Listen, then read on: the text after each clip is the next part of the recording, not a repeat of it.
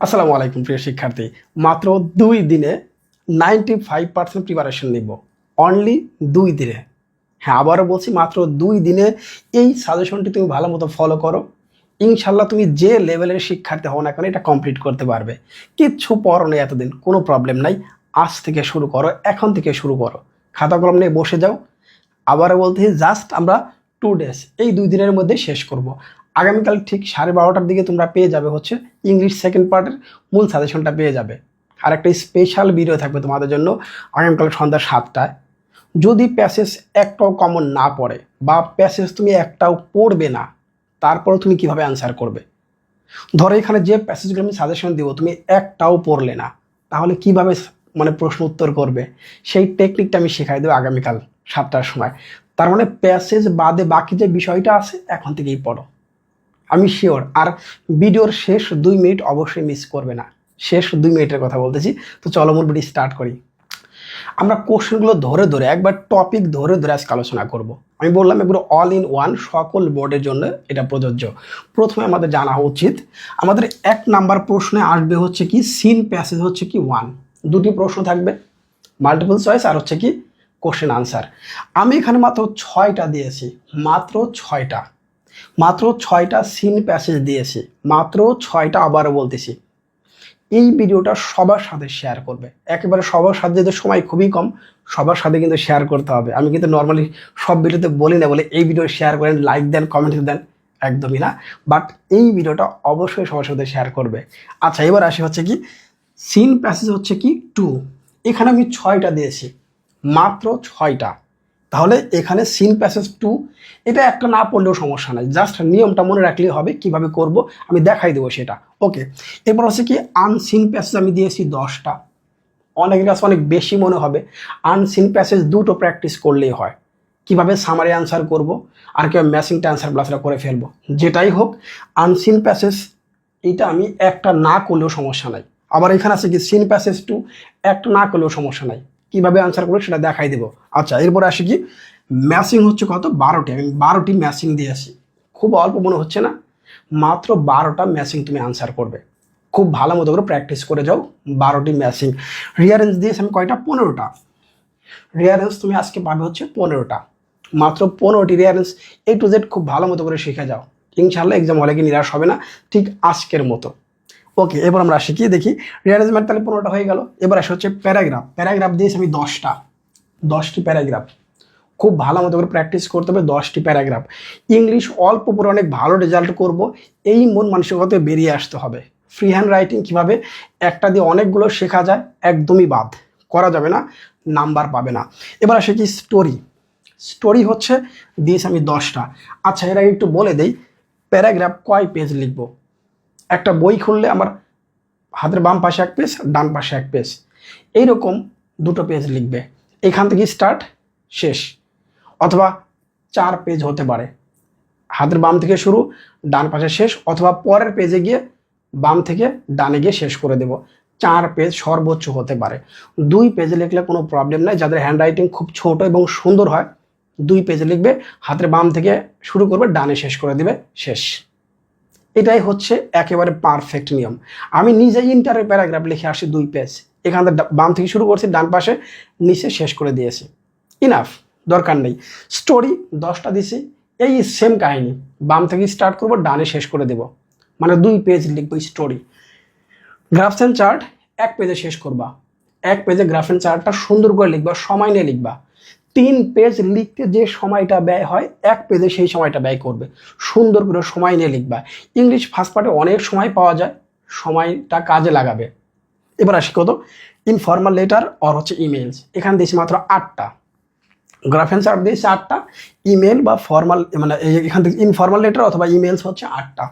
সর্বশেষ ডায়লগ হচ্ছে 10টি। 10 আমাদের টার্গেট 95+। যারা পাস করতে চাও ম্যান্ডেটরি, পারবে না এটা শেষ করতে, আমি শিওর তুমি এটা এই বন্ধের মধ্যে কাজে লাগাতে পারবে। সাথে ইংলিশ সেকেন্ড পার্টটাও তোমরা পড়তে পারবে, যে আমি সাজেশনটা দিয়েছি। কারণ এখানে যদি আমি এই 3টা নাও পড়ি, আমি কিভাবে আনসার করবো সেটা তোমাকে দেখাই দিব। তো চলো আমরা কম্পিউটার স্ক্রিনে দেখি আমাদের মূল ভিডিওটি। আলহামদুলিল্লাহ, আজকের পরীক্ষার জন্য আজকে আমরা দেখব হচ্ছে ইংরেজি প্রথম পত্র ফাইনাল সাজেশন। এই সাজেশনটি এমনভাবে ক্রিয়েট করা হয়েছে, অ্যাজ এ শিক্ষার্থী হন, গার্ডিয়ান হন বা কোনো টিচার হন, একটু ভালো করে দেখবেন। আই থিঙ্ক বুঝতে পারবেন এটা কেন স্পেশাল, কেন এক্সক্লুসিভ বলা হচ্ছে। জাস্ট 2 দিনে শেষ করতে পারবে ইনশাল্লাহ, এটা এইভাবেই তৈরি করা হয়েছে। ইংরেজি প্রথম পত্র সবই হচ্ছে শুধুমাত্র প্যাসেজ ছাড়া সবই হচ্ছে আনসিন। দ্যাটস ওয়াই যত বেশি পড়বে প্রিয় শিক্ষার্থী তত বেশি এগিয়ে থাকবে। এটা মাথায় নিয়ে তোমাকে পড়াশোনা করতে হবে। এই সাজেশনটি সকল বোর্ড, ইংরেজি ভার্সনের শিক্ষার্থী মাস্ট, দাখিল বা মাদ্রাসা বোর্ডের শিক্ষার্থীরা অবশ্যই পড়তে পারবে। আচ্ছা, আমরা শুরু করতে চাই। আমাদের টার্গেট হচ্ছে 95+। 95+ এই টার্গেট নিয়ে মূলত আমরা পড়ালেখাটা স্টার্ট করব। ইংরেজি প্রথম পত্র সবচেয়ে বেস্ট কি জানো? যারা বাংলা প্রথম পত্র পরীক্ষা দিয়ে আসলে কতটি MCQ হলো, কতটি CQ হলো, কত নাম্বার পেলে, এই হিসাব নিকাশ করাটা খুবই খারাপ। একটা ভুল হলে না হার্টে গিয়ে আঘাত করবে, একটা নাম্বার চলে গেল, এবং এই ইফেক্টটা পরবর্তী পরীক্ষার ক্ষেত্রেও কাজে লেগে যায়। দ্যাটস ওয়াই এটাকে প্রথম থেকেই মাইনাস করে রাখা উচিত। পরবর্তী পরীক্ষার জন্য প্রিপারেশন নেওয়া উচিত। এটা হচ্ছে বেস্ট এবং ভালো শিক্ষার্থীর গুণই হচ্ছে এইটা। ওকে, আমরা তাহলে শুরুতে এখন দেখবো হচ্ছে কোনটা 95% আমাদের target. Seen passage 1। Seen passage 1 question নাম হচ্ছে 1 এবং হচ্ছে 2। একটা হচ্ছে কি মাল্টিপল চয়েস কোশ্চেন এবং আরেকটা হচ্ছে আনসারিং কোশ্চেন 10। খুবই গুরুত্বপূর্ণ দেখতে পাচ্ছি। এই কোশ্চেনটার ক্ষেত্রে স্পেশালি হচ্ছে কীভাবে প্রশ্ন আনসার করবে। শুধুমাত্র বোর্ড প্রশ্ন যেগুলো আসছে শুধু সেটাই প্র্যাকটিস করে যাও। মানে ওই প্যাসেজ রিলেটেড যে কয়টা বোর্ড প্রশ্ন আসছে সেইটা প্র্যাকটিস করে যাও। এবার আমরা আসি সবচেয়ে ইম্পর্ট্যান্ট কোনগুলো। সবচেয়ে ইম্পর্ট্যান্ট হচ্ছে এই 6টা। সবচেয়ে ইম্পর্ট্যান্ট হচ্ছে এই 6টা সকল বোর্ডের জন্য। এখন প্রশ্ন হতে পারে বলে স্যার আমার তো গত বছর বোর্ডে এটা চলে আসছে, তারা নিচেরগুলো পড়বে। তাহলে এই 6টা তোমাকে মাস্ট পড়তেই হবে। এরপরে আসি এই 6টার বাইরে গিয়ে আমি এই 4টা এক্সট্রা পড়তে পারি। আমি এই 4টা এক্সট্রা পড়তে পারি, নাথিং এলস। আর কিচ্ছু প্রয়োজন নাই। আরে আমার কোনো প্যাসেজ কমন না পড়লে আমি উত্তর করতে পারবো, সেটা নিয়ে একটা স্পেশাল ভিডিও থাকবে আগামীকাল সন্ধ্যা 7টায়। তোমাদের বলে দিয়েছি যদি আমি একটা প্যাসেজ নাও পড়ি সেক্ষেত্রে আমি কীভাবে উত্তর করতে পারবো, স্মার্টলি সেটা উত্তরপত্র করতে পারবে।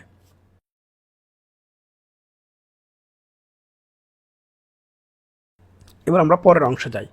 Seen passage 2। আমার কাছে মনে হয় সিন প্যাসেজ 2টা পড়ার দরকার নেই, জাস্ট নিয়মটা মনে রাখলেই হলো। এই সিন প্যাসেজ 2 পড়ে আমি যতক্ষণ সময় নষ্ট করব শুধুমাত্র এই 5 মার্কের জন্য, আমি অন্য কিছু পড়লে কাজে লাগবে। তাহলে সিন প্যাসেজ 2 এর জন্য মোস্ট ইম্পর্ট্যান্ট হচ্ছে এই 6টা।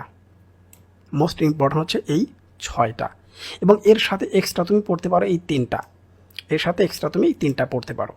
আমি আবার বলছি এই 6টা হচ্ছে most important. Specially everyone must play a part in. এবং 21 ফেব্রুয়ারি ফিস্ট প্রোডাকশনটা অনেকগুলো বোর্ডে আসছে এবং এটা প্রতি বছরই চলে আসে, এই যে ফিশ প্রোডাকশন এইটা। ওকে, তাহলে এই 6টার সাথে তুমি এক্সট্রা পড়তে পারো হচ্ছে কোনটা, এই 3টা। আলহামদুলিল্লাহ, এর বাইরে এক্সট্রা পড়ার প্রয়োজন নয়। তুমি যদি এদের শিক্ষার্থী খুব পড়ুয়া শিক্ষার্থী হয়ে থাকো তাহলে তুমি এই কয়েকটা প্রশ্ন বা কয়েকটা প্যাসেজ পড়ে রাখতে পারো। Next, unseen passage very important. কেন? ইনফরমেশন ট্রান্সফার 5 নম্বর, সামারি হচ্ছে 10 নম্বর। সামারি কীভাবে সংক্ষেপে লেখা যায়, একটা নিয়ম দিয়ে কীভাবে অনেকগুলো সামারি লেখা যায়, এটা নিয়ে আমার ভিডিও আছে, তুমি চাইলে সেটা দেখে আসতে পারো। আমি চেষ্টা করব, নট শিওর, আমি চেষ্টা করব প্রথম কমেন্টে সেটা দিয়ে রাখতে। সামারিতে কীভাবে 10 আউট অফ 10 পাওয়া যায়, খুবই সিম্পলি একটা নিয়ম জানলেই সব সামারি তুমি আনসার করতে পারবে। তাহলে এখানে সবচেয়ে ইম্পর্টেন্ট হচ্ছে এই 10টি। যেহেতু নাম্বারটা একটু বেশি, আনসিন প্যাসেজটা একটু বেশি পড়া উচিত। বরং সিন প্যাসেজ 2 বাদ দিয়ে যত পারো আনসিন প্যাসেজটা পড়ে রাখো, কাজে লাগবে। ডক্টর মোহাম্মদ ইউনূসকে আমি 1 নম্বর রেখেছি, তার মানে এই 10টা হচ্ছে মোস্ট ইম্পর্ট্যান্ট। এবং আমি আরও এক্সট্রা রেখেছি আরও 11টা। দেখো তুমি চাইলে এই 11টাও পড়তে পারো, কারণ প্রত্যেকটাই বোর্ড কোশ্চেন রিপিট হয়েছে বারবার, প্রত্যেকটাই বোর্ড প্রশ্ন রিপিট হয়েছে। তাহলে আমরা প্রথমে এই 10টাকে খুব ভালো মতো প্র্যাকটিস করতে পারি। একটা স্ক্রিনশট রাখো এবং এটাই বারবার প্র্যাকটিস করা স্টার্ট করে দাও। এর সাথে তুমি এক্সট্রা এই 11টা পড়তে পারো। আমি আবারও বলতেছি, তাহলে হয়ে গেল হচ্ছে আনসিন প্যাসেজ। সিন প্যাসেজ 2 এর পরিবর্তে আনসিন প্যাসেজটা বেশি পড়লে তোমার জন্য বেটার হবে। ওকে, নেক্সট, ম্যাচিং। ম্যাচিং আমি পড়তে বলেছি। দেখো ম্যাচিং হচ্ছে এখানে 5 মার্কের। ম্যাচিংটা মাত্র দুটি বোর্ডে 2024 সালে রিপিট হয়েছিল, মানে 2020-এর কোশ্চেন ঢাকা বোর্ডের কোশ্চেনটাও রিপিট হয়েছিল এবং আর একটা কুমিল্লা বোর্ডের একটা কোশ্চেন রিপিট হয়েছিল, অর্থাৎ বিগত বছরের বোর্ড প্রশ্ন থেকে রিপিট হয়েছিল। তাছাড়া প্রতি বছরে নতুন কিছু আসে। তার মানে তুমি যদি মনে করো ম্যাচিং 100% কমন পড়বে, ধারণাটা একদমই ভুল। ইংলিশ ফার্স্ট পার্ট এবং সেকেন্ড পার্টের ক্ষেত্রে যে আনসিন বিষয়গুলো আছে কখনোই 100% ডিপেন্ড করা লাগে না, কখনোই 100% ডিপেন্ড করা যাবে না কারো উপরই না, 100% ডিপেন্ড করা যাবে না। আমি আবারও বলতেছি, যত বেশি পড়বে তত এগিয়ে থাকবে, কারণ সবই আনসিন যে কোনো একটা টপিক নিয়ে কিন্তু আসতে পারে। তবে আমি এখানে সবচেয়ে বেশি এটা বিশ্লেষণ করেছি কীভাবে বোর্ড কোশ্চেন, তার সাথে হচ্ছে টেস্ট পেপার, মানে দিবে কই থেকে আর, ব্যাপারটা এইরকম মনে হয় আমার কাছে। এগুলো ছাড়া আর কী দিবে, কী এমন দিবে যেটা আমি পারবো না, এরকম মনে হচ্ছে। তাহলে এই 12টি তোমরা ম্যাচিং করে আসতে পারো। এই ম্যাচিং 12টা অবশ্যই তোমরা পড়বে, অবশ্যই এই ম্যাচিং তোমাকে পড়তে হবে 12টি। তার সাথে আমি আরও দিয়েছি কয়েকটা 9টা এক্সট্রা দিয়েছি, তুমি চাইলে এই 9টাও পড়তে পারো। এই 9টা পড়ে রাখলে ভালো হলো। এবং প্রত্যেকটা কিন্তু বোর্ড প্রশ্ন এবং হচ্ছে টেস্ট পেপারে সবচেয়ে বেশি বার আসছে বলে আমি এটাকে র্যাঙ্কিং করে রেখে দিয়েছি। নর্মালি কেউ ম্যাচিং সাজেশনটা দেয় না, কারণ এটা নর্মালি খুব একটা কমন পড়ে না, মানে বোর্ড কোশ্চেনও রিপিট করে না খুব একটা। ওকে, আমরা এরপরে দেখবো হচ্ছে রিঅ্যারেঞ্জিং। এটা রিপিট হয়, এটা বিগত বছরের কোশ্চেন থেকে প্রায় 80% রিপিট হয়, মানে জানাগুলোর মধ্য থেকে আসে। খুব একটা আনসিন বিষয়গুলো আসে না, যেটা তুমি কখনো পড়োনি বা কখনো জানো না, এরকম মনে হয় না। তবে আমি খুবই টেকনিক্যালি আজকে একটু বাড়াই দিয়েছি, রিঅ্যারেঞ্জটা একটু বেশি বেশি পড়ে যাবে, যেহেতু 8 নম্বরে একটা ভুল করলে কিন্তু দুটো ভুল হবে, দুটো ভুল করলে 4টা ভুল হয়ে যাবে, মানে টোটালি এলোমেলো হয়ে যাবে। আচ্ছা, তাহলে একটা রিঅ্যারেঞ্জ দিয়ে অনেকগুলো রিঅ্যারেঞ্জ শেখা যায়, এটা কে বলেছে তোমাকে? এটা কি সম্ভব কখনো? ইম্পসিবল, কারণ প্রত্যেকটা গল্পে আলাদা, প্রত্যেকটা সিস্টেম আলাদা, দু একটা লাইন মিল থাকতে পারে আর বাকি সবগুলোই হচ্ছে আলাদা। আচ্ছা, তাহলে আমরা এখানে শিখবো হচ্ছে মোট কয়টা? 9টা। এই যে 9টা আমরা শিখবো। শামিমস লট, এটা হচ্ছে ময়মনসিংহ বোর্ড 24-এ আসছে। আলেকজান্ডার ফ্লেমিং খুবই ইম্পর্ট্যান্ট, অ্যান্টারক্লিসা আছে, হজরত ওমরের কথা বলা হয়েছে, আর শেষে ডক্টর কুদরাতি খোদা। এইটা হচ্ছে আমার কাছে বেস্ট মনে হচ্ছে, এই 9টা আরও নিচে আছে, মোট 15টা দিয়েছি। দেখো, এই হচ্ছে আমাদের টোটাল এই 15টা। এই 15টা তোমাকে শিখতেই হবে, কোনো ধরনের মানে একেবারেই ডিনাই করা যাবে না, মাস্ট শিখতে হবে এই 15টি। এই 15টি খুব ভালো মতো শেখার পর রিঅ্যারেঞ্জ আমি বেশি করে শিখলে সমস্যা কোথায়? আমাকে যদি কেউ বলে দিত বলে এই বইয়ে 72টি রিঅ্যারেঞ্জ আছে, 72টি রিঅ্যারেঞ্জ করলে পরীক্ষা একটা কমন পাবে, আমি সেই 72টিই পড়তাম। সত্যি বলছি, যদি আমাকে কেউ বলে দিত তোমার মতো স্থান যখন থাকতাম। আমি যখন এসএসসি পরীক্ষা দিচ্ছিলাম তখন আমার বইয়ে যতগুলো রিঅ্যারেঞ্জ ছিল 72 থেকে 100টার মতো, সবগুলো আমি পড়ে গিয়েছিলাম। আনলাকলি কমন পড়েনি, মানে যেটা আসছিল সেটা কখনো কোনো বোর্ডে আসছিল না, বোর্ডের মধ্যে না এবং ওই বইয়েও ছিল না। সিম্পলি একটা কাহিনী, আনোয়ার নামে একটা ছেলের কাহিনী দিয়ে দিয়েছিল, যেটা হয়তো আমরা কখনো মানে কোনো টেস্ট পেপারে কোথাও পেয়েছিলাম না, মনে পড়ে। যা হোক, হতে পারে এরকম। এবং সর্বশেষ আমি অ্যাভয়েড রিংসে আরও 15টা দিয়েছি, যে 15টা দিয়েছি শেষে দেখতেই পাচ্ছ। এই 15টা হচ্ছে সাকসেস নিয়ে একটা 10 বোর্ড 20-এ আসছে, শের বাংলাকে ফজলুল হক, লুইস পাস্তার, এটা খুবই ইম্পর্টেন্ট দেখে আসে, সিনবাদ, জয়নুল আবেদিন দেখতে পাচ্ছি, অ্যান্ড আইডেল কিং লেয়ার, শেখ সাদি, তারপর হচ্ছে আমরা দেখতে পাচ্ছি যে জয়নুল আবেদিন। টোটাল হচ্ছে এখানে হচ্ছে এক্সট্রা হচ্ছে 15টা। এই 15টা আমরা এক্সট্রা শিখতে পারি, এটার সাথে আবার বলছি এই 15টা তোমরা এক্সট্রা শিখতে পারো অন্যগুলোর সাথে। আমি মনে করি রিঅ্যারেঞ্জটা একটু বেশি শেখা উচিত। ওকে, এবার চলে আসলাম 8 number question, paragraph. Dhaka metro rail, July uprising, Padma multipurpose bridge. এই 3টা টপিক যে কোনো একটা বিষয় আসতে পারে, সেটা প্যারাগ্রাফ হতে পারে, সেটা ডায়লগ হতে পারে, ফর্মাল বা মানে ইনফর্মাল লেটার হতে পারে, ইমেল হতে পারে, লাস্টের আমি তো বললামই যে কোনো রাইটিং পার্টে বাংলা, শুধু মানে ফার্স্ট পেপার না, সেকেন্ড পার্টের ক্ষেত্রেও আসতে পারে, কম্পোজিশনের ক্ষেত্রে থাকতে পারে। তার মানে রিসেন্ট যেহেতু 3টা টপিক 2 থেকে 3বার রিড আউট করে রাখা উচিত, রিডিং পড়ে রাখা উচিত, যদি কোনো কারণ চলে আসে যেন কিছু লিখতে পারো, বসে থাকতে না হয়। মনে রাখো, এটা কিন্তু খুবই ইম্পর্ট্যান্ট একটা এক্সাম, যত বেশি পড়বে তত এগিয়ে থাকবে।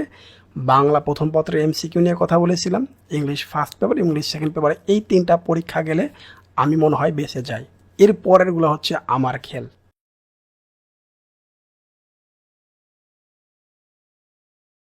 তোমাদের দেখাবো কীভাবে 100% কমন পড়ে। সেটা অনেক আগেই বলেছি। ওকে, আমরা এবার চলে আসি প্যারাগ্রাফের ক্ষেত্রে। প্যারাগ্রাফ হচ্ছে আমরা এই 10টা শিখব। 1 নম্বরে দেখতে পাচ্ছি winter morning, school magazine, school লাইব্রেরিও আছে, traffic jam, rainy day, book fair, our national flag, environmental pollution, deforestation, tree plantation, school library. প্রশ্ন হতে পারে আমার বোর্ডে যেটা গত বছর আসে সেটা কি এটা এই বছর আসবে? সম্ভাবনা খুবই কম, 10%। আসার সম্ভাবনা 10%। বাংলা প্রথম দ্বিতীয় পত্র রিপিট হয়, বাট ইংলিশের ক্ষেত্রে রিপিট হওয়ার চান্স খুবই কম। যেটা তোমার গত বছর আসছে ওইটা আবার এই বছর আসবে, খুবই কম, খুবই রেয়ার যে রিপিট হবে।